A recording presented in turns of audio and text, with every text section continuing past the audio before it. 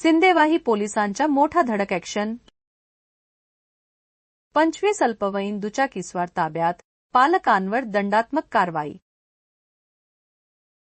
अल्पवयीनांच्या हातात वाहन. सिंदेवाही पोलिसांची विशेष मोहीम. 25 दुचाकी पोलीस ठाण्यात जमा. अल्पवयीनांना वाहन देऊ नका, सिंदेवाही पोलिसांचा इशारा. नियम मोडणाऱ्या पालकांवर कारवाई. सिंदेवाही. चंद्रपूर जिल्ह्याचे पोलीस अधीक्षक आयुष नोपाणी यांच्या मार्गदर्शनाखाली सिंदेवाही पोलिसांनी अल्पवयीन वाहन चालकांविरोधात विशेष मोहीम राबवत मोठी कारवाई केली. या मोहिमेत 25 अल्पवयीन दुचाकी चालकांना ताब्यात घेऊन त्यांच्या 25 दुचाकी सिंदेवाही पोलीस ठाण्यात जमा करण्यात आल्या.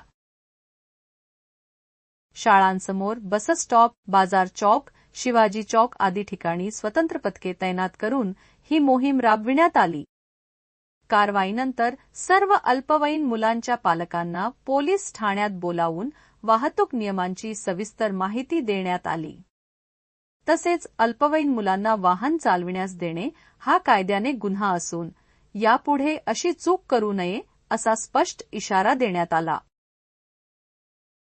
यावेळी संबंधित पालकांवर दंडात्मक कारवाई करण्यात आली. त्यानंतर आवश्यक समज देऊन दुचाकी परत करण्यात आल्या.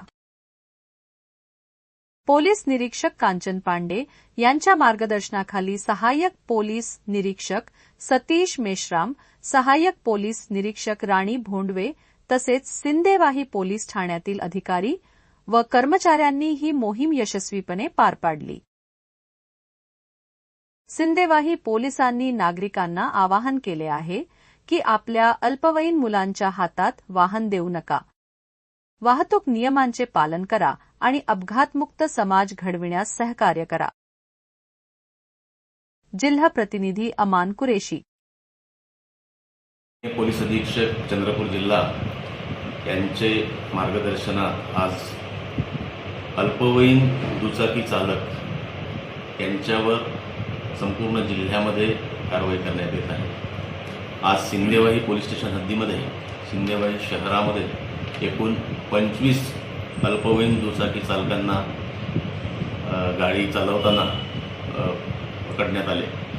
त्यांच्या संपूर्ण सर्व गाड्या, सर्व वाहने ही पोलीस स्टेशनला डिटेन करण्यात आली व त्या सर्वांवर एकूण दंडात्मक कारवाई करण्यात आलेली आहे.